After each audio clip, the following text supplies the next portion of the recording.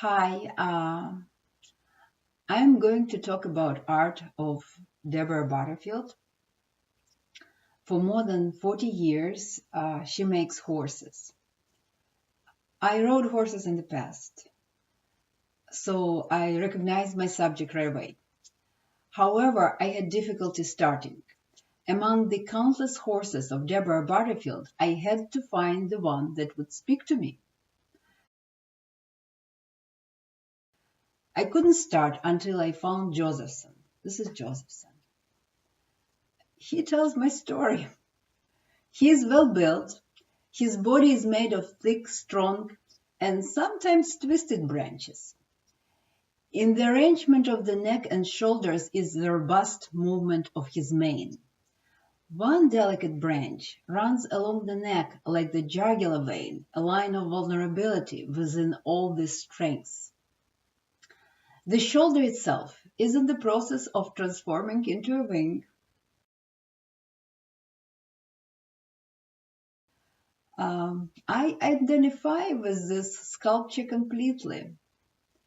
If we look into our personalities, we can find similarities with this or that animal. Deborah Butterfield identifies with horses.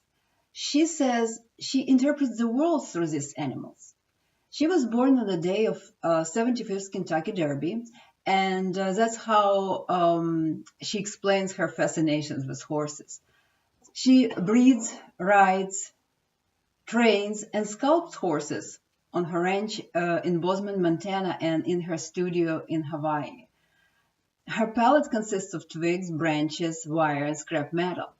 Her images evolve from materials itself. She says, it is a dialogue with the gut of the piece that leads to how it is personified. Although she works with metal, her most spectacular pieces start as wood. To prevent wood sculptures from deterioration, she has an elaborate process. First, she composes the piece itself. Then she documents and disassembles the sculpture and takes it to foundry for bronze casting. So what we see here looks like branches, driftwood, or bark is just an illusion. In fact, it is a painted bronze. The use of bronze in disguise of wood puts a new slant on the common use of bronze for horses as part of a monument to a leader or warrior. From the very beginning, and she started to making horses in 1973, Butterfield chose to oppose this traditional rendering of horses in art. The object she depicted was a quiet mare that conveyed the idea of peace. Actually, it was a political statement. In the midst of the Vietnam War, she made her first horses from plaster.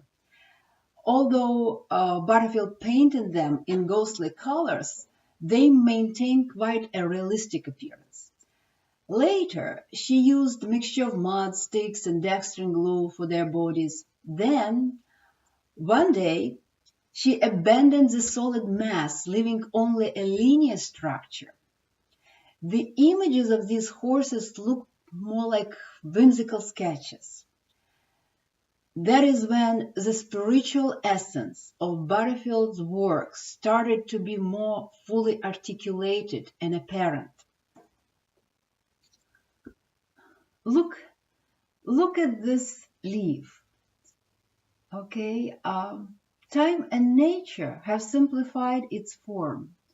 The substance is gone, revealing the core of the leaf. This is what Deborah Butterfield does. She purifies the form of needless details. In this way, she creates images of the souls of her horses. However, the spiritual aspect of her work does not end there. Each curve of a branch or twist of a metal scrap evoke a personal and profound response in a viewer. It becomes almost like a personal totem, like a spiritual identity. According to the artist, her horse as a metaphor for human existence.